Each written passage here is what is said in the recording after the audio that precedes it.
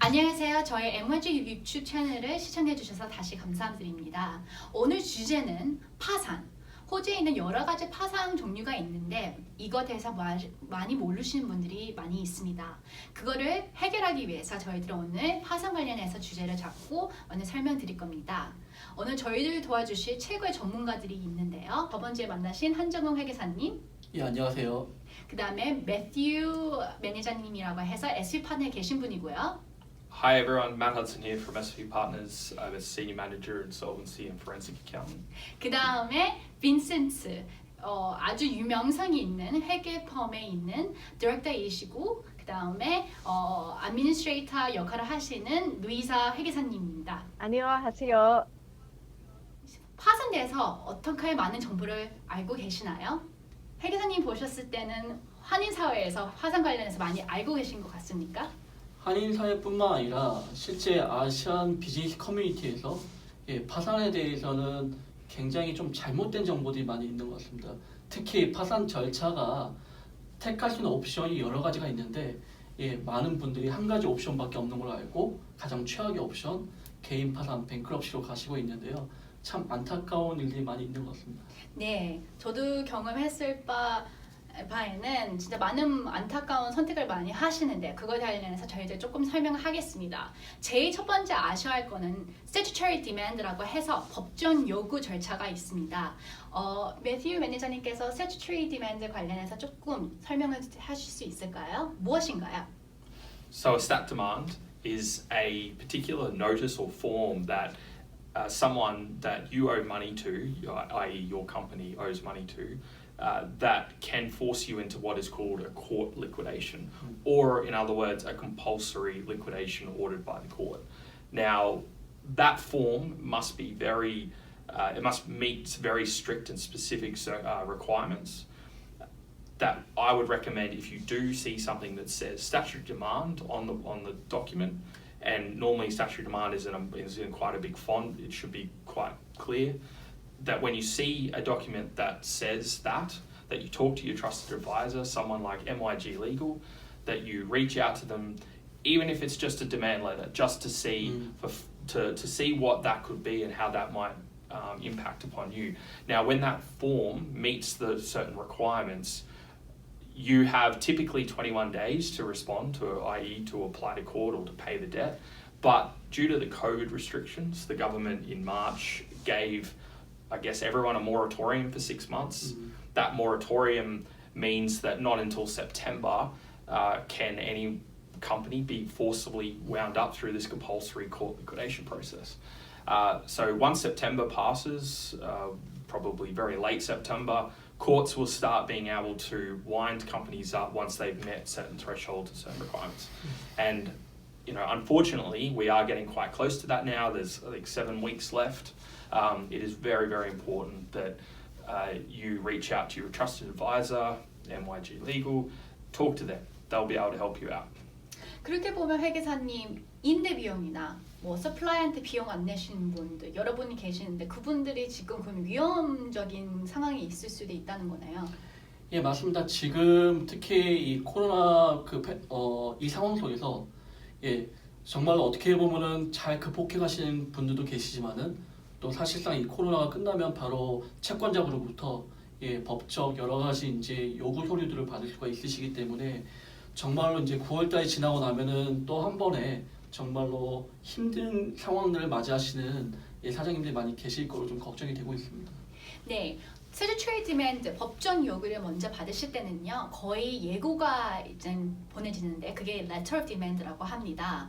그래서 그거를 할 경우에는 회계사님도 말씀을 해주시겠지만 주소지가 어떻게 제대로 돼 있는지가 아주 중요합니다. 만약에 업데이트 AC 컴퍼니 엑스트랙트를 만약에 업데이트 안 하실 경우에는 잘못 다른 데를 보내주실 수가 있고요. 그거에 대한 페널티도 물을 수가 있기 때문에 그걸 다시 한번 확인해 주시길 바라고요. 만약에 임대 비용이나 이런 거를 안 내실 경우에는 다시 한번 체크를 하셔서 10월 달에 갑자기 우편에 놀라운 소식이 없게 조심해 주시고 잘 한 번 더 확인해 주시기를 바랍니다. 만약 받으실 경우에는요, 반드시 회계사나 그 다음에 변호사한테 그걸 보내주셔서 정확히 어떤 상황인지 파악하시는 것을 조언드립니다. 두 번째가 이제 리퀴데이션인데요. 예.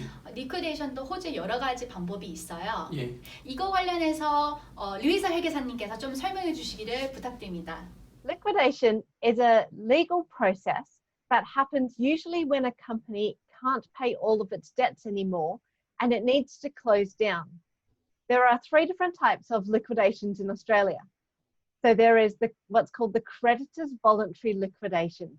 This is where the directors and shareholders of a company choose to put the company into liquidation because it can't pay all of its debts anymore. This is the most common type of liquidation. Another very common type of liquidation is a court liquidation. This happens when the creditor of the company puts the company into liquidation through a court process. So if somebody owes you money, you may end up putting their company into liquidation. Sometimes this might be your company, where your company owes other people money that it can't pay, and the other people may apply through the court to try and put your company into liquidation. If you are in this position, it's very important that you seek legal advice from your trusted advisor, someone like MYG Legal, as to whether it's better for you to put your own company into liquidation or to let the court process unfold and let somebody else put your company into liquidation. There's also a third type of liquidation, which is called a members voluntary liquidation, or an MVL. This type of liquidation happens when the company can pay all of its debts, but for whatever reason chooses to go through the liquidation process before the company ends and is deregistered. The most common reason, or a common reason for doing this, is that the company might hold property bought before the capital gains tax was introduced in Australia, and it might want to pass on that company and preserve its pre-CGT status. 네, 그러면 참 여러 가지 종류가 있네요, 회계사님, 그렇죠? 네, 그렇지만 오늘의 제일 중요한 토픽이죠. Voluntary Administration이라는 제도가 있는데요. 예. 그 좀 설명해 주실 수 있을까요? 한국어로 얘기한다면 법적 회생 절차가 될 것 같고요. 그래서 정말로 이게 악의적이지 않다고 하고, 그리고 단지 어떤 내가 잘 몰랐기 때문에 아니면 정말 갑자기 어떤 유동성 위기 때문에 너무 어려운 상황이 돼서, 그래서 정말 다시 한번 기회가 주어지다고 한다면은 비즈니스 정말로 다시 할 뿐만 아니라 정말 많은 기여를 하실 수 있는 사업주분들한테 기회를 주는 정말로 좋은 제도 중에 하나가 Voluntary Administration 법적 회생 절차가 있죠. 그리고 개인 절차도 있기 때문에요. 네, 맞습니다. 두 가지 저희들이 다룰 건데요. 매튜 매니저님이 봤을 때는 컴퍼니 Voluntary Administration, 그러니까 컴퍼니 법적인 회생 절차가 어떻게 되나요, 호주에서는요? Yeah, so a company voluntary administration, it started through a resolution from a director or the directors of the company, and what they're effectively resolving there is that the company is insolvent, but they want to put forward either some options to their creditors. They want to save the business. They want to look at some type of restructuring or turnaround that they might be able to achieve, and the process of the voluntary administration is that hopefully for those directors and the company, it doesn't actually have to go into liquidation. It's an option that allows you to go to your creditors and say to them what you're offering or what potential offer that you could put to them. Now, the administration process involves appointing a voluntary administrator, and that person is an independent person who is qualified, has all the right accreditations.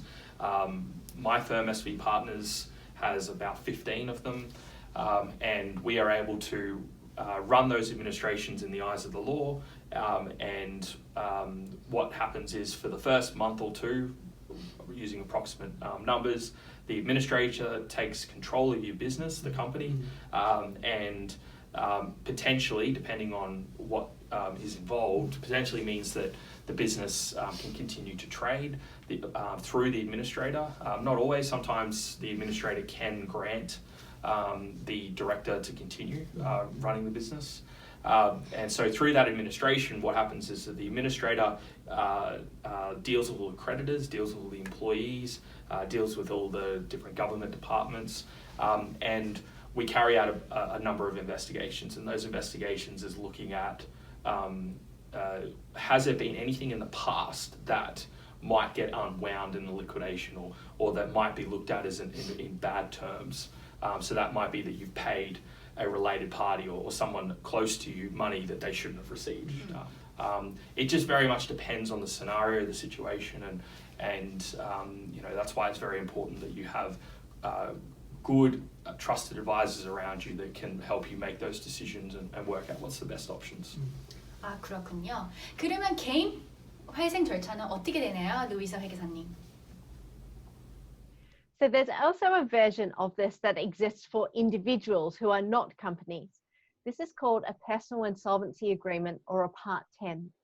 So in this process, what happens is that the individual might have debts that they can't pay, but they don't want to declare bankruptcy because if they declare bankruptcy, that goes on their credit record and that can affect their ability to borrow, for example, in the future.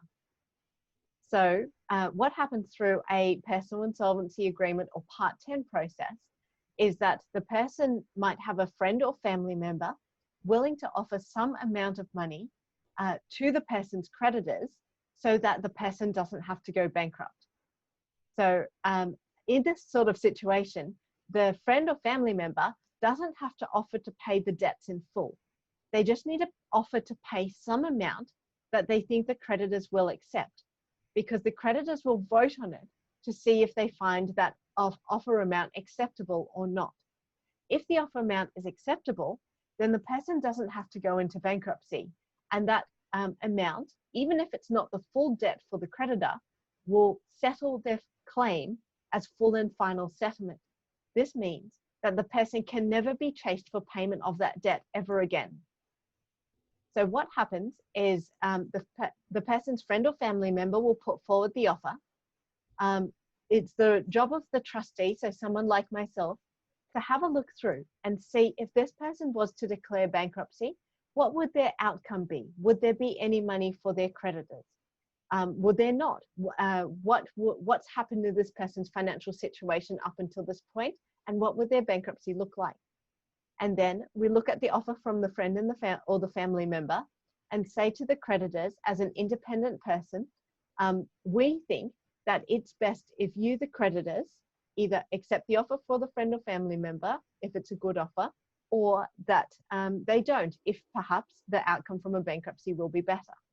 However, we do talk to the person going through this process and their friend or family member, so we do give an indication of what sort of proposal is the type of proposal we can recommend to the creditors in order for them to consider if this person can go through the Part 10 process all the way so they don't have to go into bankruptcy. 아, 네, 그렇군요. 그러면 조금 더 쉽게, 지금은 조금 많이 복잡하고 이해 못하시는 분들을 위해서 저희들이 케이스 베이스 스터디로 갈 건데요. 배경 상황을 조금 설명해 주실 수 있을까요? 예, 컴퍼니 C는 비즈니스가 굉장히 많이 좋아지고 있고 정말로 잘 성장하고 있는 상황이었는데 여러 가지 좀 이슈도 있으셔서 ATO 대상으로 좀 많은 이제 세금이 미납된 상황이었어요. 그래서 어떻게 하면 이걸 해결할 수 있을까 여러 가지 방법을 찾았었는데 그러다가 저희가 SV 파트너를 통해서 실질적으로 고려할 수 있는 옵션이 여러 가지가 있다는 걸 알게 되었고 그 중에 하나로 법적 회생 절차, Voluntary Administration에 대해서 저희가 실제 어프로치를 하게 됐고 또 그 결과 또 정말로 사장님한테 좋은 결과물이 나왔고 또 사장님은 그를 계기로 해서 정말 사업이 더욱더 지금 번창하고 계시고요. 네, 제가 기억하기로는 컴퍼니 C 같은 경우에는 진짜 본인이 의도하지 않게 그냥 실수로 갑자기 이게 빚이 갑자기 불어난 상황으로 제가 기억을 하고 있어요. 그러니까 가장 어려운 것 중에 하나가 항상 동업 관계가 어려운데 그렇죠. 예, 그러다가 이제 그 관계 때문에 조금 여러 가지 자금적으로 어려움이 있으셨고 그러면서 갑작스럽게 정말 내가 컨트롤할 수 없는 그런 ATO의 텍스 뎁트가 생기는 상황이 발생하셨는데 예, 좀 많이 안타까운 상황이었죠. 그쵸. 많이 그거에 대해서 동감하시는 분들도 계실 것 같은데요. 매튜 매니저님 보셨을 때 컴퍼니 C 관련해서는 어떻게 생각하셨나요? Yeah, so Company C was a hospitality business, and when it came to me to have a look at the financials and to work out what was going to be potentially the best course of action for the directors and the company, we worked really closely with their trusted advisors, being my fellow panelists here. We looked through the financials and the information that had been presented, and what we worked out quite quickly was that there was a lot of money owed to the ATO, the taxation office, and when we saw that the business was actually viable and it was actually a good business, we asked a lot of questions and determined that it was because of prior accountants and other advisors that the company had fallen behind on its lodgements with the ATO, that it had accrued quite a bit of liability to them. So we had to come up with an option or some options to work out a way forward so that employees could keep their jobs, the business could hopefully survive, and then thirdly, that there could be a return to those creditors that were owed money. And so what we did was SV Partners was appointed administrator of that Company C, and on day one of that administration, we licensed out the business trading to the director's company. And so what that meant was that the business could keep trading, the expenses of doing the administration were kept very low, and on a fortnightly basis, or I think originally in the first couple of weeks, it was a weekly basis. The director would report to us to make sure that it was cash flow positive, that all the employees and that were being paid what they were owed, etc. And so what happened was during the 2 months roughly that the administration went on for, the business was able to keep trading. All the employees were kept on to be part of that business. And so towards the end of that 2-month period, the director then put forward an option or an offer to all of its creditors, and that was done through this deed of company arrangement that I was talking about earlier. So the contribution that was put up was $75,000. Now that contribution, the majority of it went towards paying employees because employees were owed a number of things, including annual leave and other things, but it also went towards the fact that the business was to be purchased by this new entity. So the new entity got to take the business, the employees, all the employees were paid, and also the unsecured creditors, so your taxation office, some of the suppliers were paid a small dividend to pay some of them out. So that was about 6 or 7 cents in the dollar, I think, from memory. And what it meant was out of the process, I think we're 18 months later. From what I've heard, business is still operating. It's still being able to trade. Creditors are now being paid in full. And one of the, I guess, interesting conversations that we had with the ATO, who actually voted in favour of this proposal, was they said, look, we just want to make sure that in the future the business maintains all of its future tax obligations, does all its lodgements on time, and what we were able to say hand on heart was that, well, now they've engaged David Hahn, and so that information, what the ATO requires, is now going to be done properly, and they were very much in favour of that. So it was, I think it was a very good result all round, and there was nothing that we could find in the administration that would cause you to say, look, it should go into liquidation. So I think it was a great result all round. 그러면 진짜 선구적인 저희들 케이스이긴 했는데요. 여기 시점에서 컴퍼니 C의 중요점은 여러 가지가 있었는데 진짜 전에 그런 나쁜 히스토리가 없었고, 두 번째로는 너무 좋은 시기에 회계사님이랑 그다음에 저하고 SV 파트너를 만났기 때문에 그 콜라보레이션 덕분에 좀 많이 혜택을 보신 것 같고요. 그다음에 거기에서도 조금 만약에 잘못이 있었다면 다 공유를 안 하셔서 저희들 조금 오차가 있긴 있었는데 그거는 금방 SV 파트너 팀의 전문성을 다행히 저희들이 그걸 회복을 했고요. 만약에 비슷한 케이스가 있으시다면 현정호 회계사님이나 아니면 저희 폼에랑 반드시 연락을 하셔서 비슷한 좋은 결과를 받으시기를 바라고요. 한 가지 네, 제가 네. 이야기할 게 있는데요. 그러니까는 이 컴퍼니 C의 케이스에는 실질적으로 이제 그 매튜 매니저님이 잠깐 말씀하셨지만은 전체 ATO에 아까 채무가 상당한 금액이 있었다고 했는데 네. 사실상 1달러 기준일 때 6센트만 지급하는 형식으로 해서 모든 채무가 정리가 되신 거였기 때문에 사실상은 내가 이 채무가 정리되어서 내 사업에 다시 집중해서 사업을 정상적으로 운영할 수 있다는 장점, 또 하나는 다시 이런 기회는 오진 않을 겁니다. 단 한 번의 기회이긴 하지만은 그 기회 때문에 고용도 계속 유지할 수 있었던 상황이었고, 해서 컴퍼니 C의 경우는 진짜 뭐 너무나 좋은 결과, 그리고 또 그 이후로 비즈니스적으로도 정말 잘하고 계시고요. 그러니까 결론적으로는 남용을 하지 말고 한 맞습니다. 번에 했을 때 제대로 해라라는 게 결론이겠네요. 단 한 번밖에 이용할 수 없는데 그것조차도 만약에 내가 조금이라도 악의적으로 했다면 절대 용납될 수 없는 제도입니다. 네, 알겠습니다. 그럼 개인적으로 저희 넘어갈 건데 Individual C라고 하겠죠. Individual C의 배경은 네. 어떻게 됐나요? 인디비주얼 C 같은 경우는 본인이 디렉터로서 있었지만은 사실상 모든 일을 이제 매니저가 책임지고 있었고, 그 매니저가 책임지고 있는 상황 속에서 정말 다시 일어나면 안 되는 좀 엄청난 큰 그렇죠. 이벤트가 일어나서 뉴스에 나올 정도로 네. 그랬었는데, 그거에 대해서 어쨌든 디렉터이기 때문에 정부는 이 디렉터한테 이거에 대해서 전체 개인적으로 책임을 배상하라고 요청이 들어왔고요. 그 금액이 사실상 거의 1밀리언 정도가 됐었기 때문에 인디비주 C는 선택할 수 있는 옵션이 그 당시에는 개인 파산밖에 없다고 알고 계셨고, 그래서 개인 파산 때문에 본인은 더 이상 본인 어떤 개인명의 자산을 가질 수 없다고 생각하셨고, 그렇죠. 또 실질적으로 경제적 활동에 제약이 많이 있을 거라고 생각하셨기 때문에 상당히 많은 부분을 포기하고 사셨었죠. 네, 많이 좌절을 하시고 예. 그다음에 선택권이 좀 개인적으로도 너무 잘못된 맞습니다. 결단들을 많이 하시긴 하셨는데요. 그건 다 좀 안 좋은 조언을 받았기 때문이었는데요. 루이사 회계사님께서 그걸 좀 더 자세히 얘기하실 건데요. 루이사 회계사님 보셨을 때 인디비주얼 C의 상황은 어떠셨는지요? Yes, so individual C came to us and he had a very large debt owed to a statutory body. He was quite stressed because he didn't have the money and didn't have a means to pay this debt. The statutory body had been looking for him and was trying to make him bankrupt. If he had become bankrupt, then he wouldn't be able to continue being a director of the other unrelated companies that he was a director of. So we sat down with him and we looked at the options available to him. And we spoke about this Part 10 personal insolvency agreement.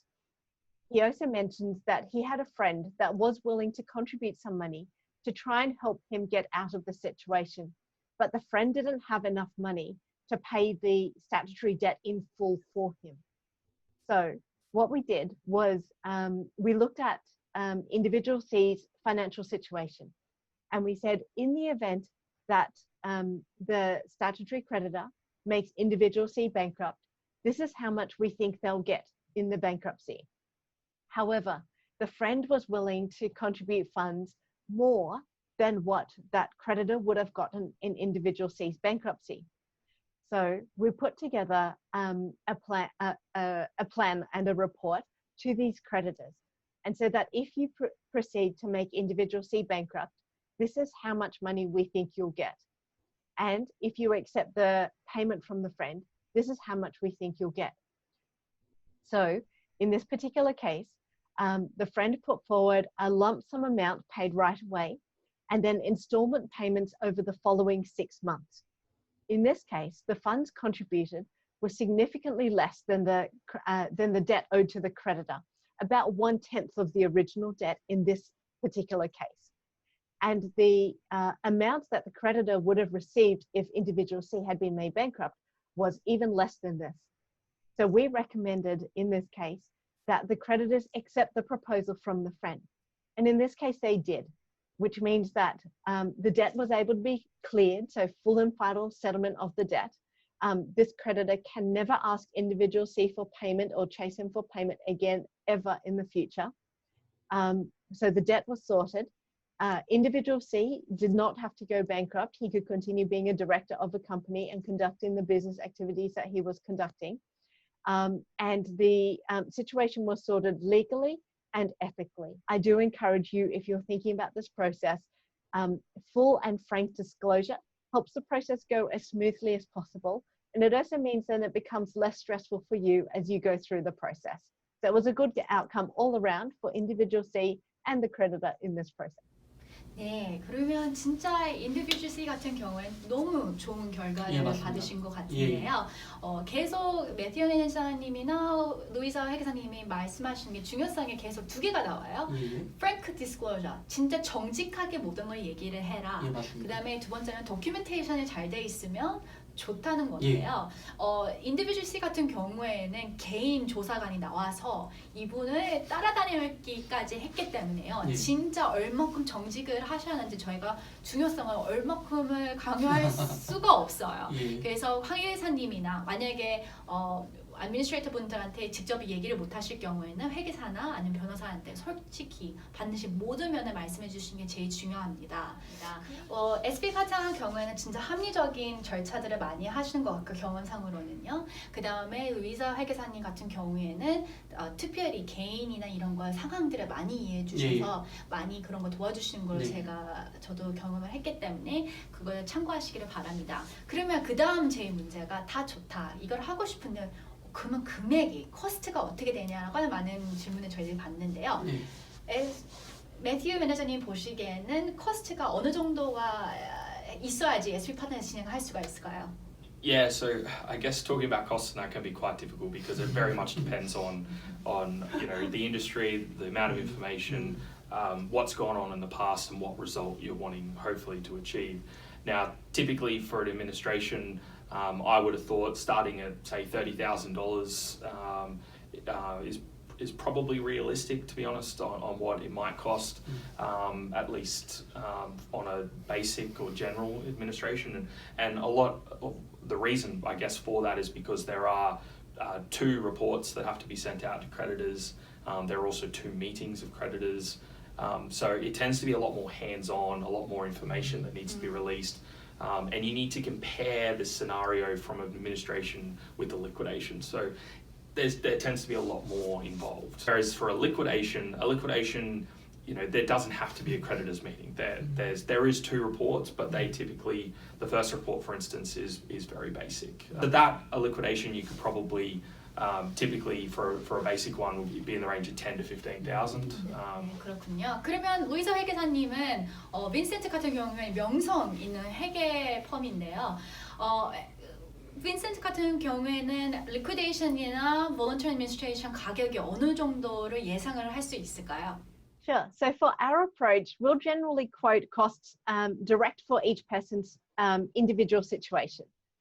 This is because the cost can vary quite widely. And it may be a lower cost, especially if it's a smaller company or a less complex financial situation. So what we recommend is book a call with us or something like that.